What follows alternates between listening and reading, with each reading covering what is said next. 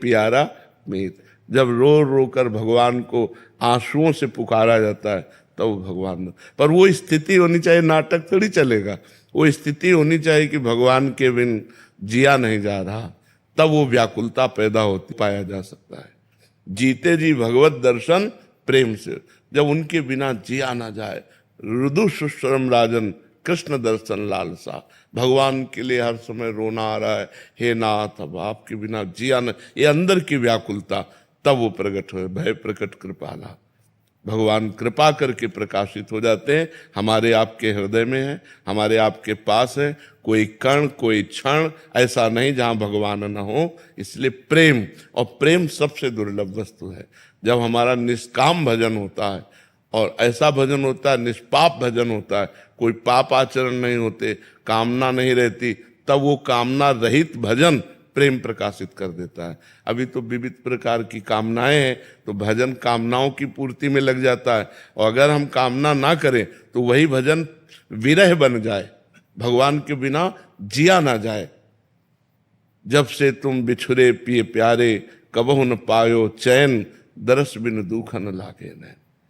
कबीरा हंसना छोड़ दे, रोने से कर प्रीति, बिन रोए किन पाइया, प्रेम प्यारा मीत। प्रेम प्यारा मीत। जब रो रो कर भगवान को आंसुओं से पुकारा जाता है तब वो भगवान, पर वो स्थिति होनी चाहिए, नाटक थोड़ी चलेगा। वो स्थिति होनी चाहिए कि भगवान के बिन जिया नहीं जा रहा, तब वो व्याकुलता पैदा होती। उसी व्याकुलता में भगवत साक्षात्कार। खूब नाम जप करो, इसी से आ जाएगी। अभी हमने बताया नहीं, नाम जप अभी हमारा खर्चा हो रहा कामनाओं में, और जिस दिन निष्काम नाम जप होने लगेगा, निष्काम कोई कामना नहीं, वही प्रीति बन जाता है। वही नाम, प्रेम मूल यह नाम है। प्रेमी रसिक जपत यह नाम, प्रेम मगन निज बन विश्राम, श्री हरिवंश जहाँ रहा है।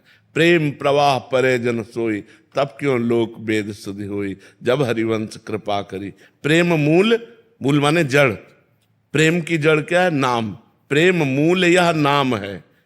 और जब प्रेमी रसिक, प्रेमी रसिक का तात्पर्य होता निष्काम, जिसके अंदर कोई तत्सुख भावना होती है उसे रसिक कहते हैं। स्वसुख भावना का त्याग हो गया तो कामनाओं का त्याग हो गया, क्योंकि कामनाएं स्वसुख भावना में होती है, तत्सुख भावना में नहीं। आपको सुख मिले, ये कामना बंधनकारी नहीं है, ये भगवत स्वरूप है। जैसे संतों के अंदर एक कामना रहती है, सर्वे भवन्तु सुखिनः, सर्वे सन्तु निरामयाः, सर्वे भद्राणि पश्यन्तु माँ कश्चित् दुःख भाग् भवेत्। सब सुखी रहे, सब स्वस्थ रहे, सब विकार रहित रहे। ये कामना कोई कामना थोड़ी है, ये तत्सुख भावना है। इससे भगवान प्रसन्न होते हैं। तो जब निष्काम भजन होता है तब वही प्रेम प्रकाशित कर देता है। तो जब तक हमारे अंदर आचरण पवित्र नहीं होंगे, भोजन पवित्र नहीं होगा, विचार पवित्र नहीं होंगे, तब तक हम शांति से नहीं रह पाएंगे, हम चैन से जी नहीं सकते। देखो ना, नहीं, डिप्रेशन का कारण क्या है? व्यर्थ चिंतन, निगेटिव चिंतन। ये क्यों आ रहा है? क्योंकि आपकी बुद्धि खराब हो गई है, बुद्धि काट नहीं पा रही चिंतन को, वही डूबती चली जा रही, वही डिप्रेशन में पहुंच। अधिक डिप्रेशन हो गया तो मरने का भय या मर जाना, दो बातें आती है। हर समय वो मरने के भय से डरता रहता है या मर जाऊं ऐसा लगता है। तो ये सब बातें बचाने के लिए ही हम बोल रहे हैं कि आप सावधान रहिए, आप गंदे आचरणों को त्यागिए। हमारा समाज बिगड़ रहा है, टोटल समाज बिगड़ रहा है। छोटे छोटे बच्चे बच्चियां अपने आदतों से गलत मार्ग में जा रहे हैं, इसको कौन रोकेगा? माँ बाप से कहते तो कहते आप चुप रहिए, हम समझदार हो चुके हैं, अपना देख लेंगे। शास्त्र पढ़ना नहीं, समाज को सुधारेगा कौन? समाज किससे सुधरेगा? तो हमारे समाज में आप खुद इतने लोग बैठे हो, देखो आज हमारे समाज की दशा क्या हो रही। लड़के बच्चे आज वर्तमान को देख रहे हैं, वर्तमान में भोग मिल रहा है, वर्तमान में सुख मिल रहा है, लेकिन उसका भविष्य देखो, तुम्हारा भविष्य क्या होगा?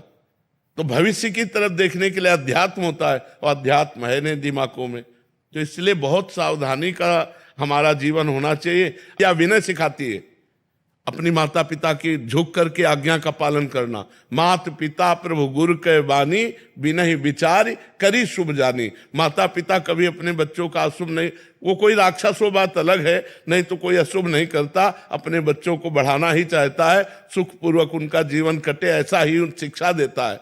तो माता पिता गुरु संत इनकी वाणी को सुन करके अपने जीवन में उतारे तो हमारा अध्यात्म भाव पुष्ट हो, तो हमारी ये दुर्गति रुके।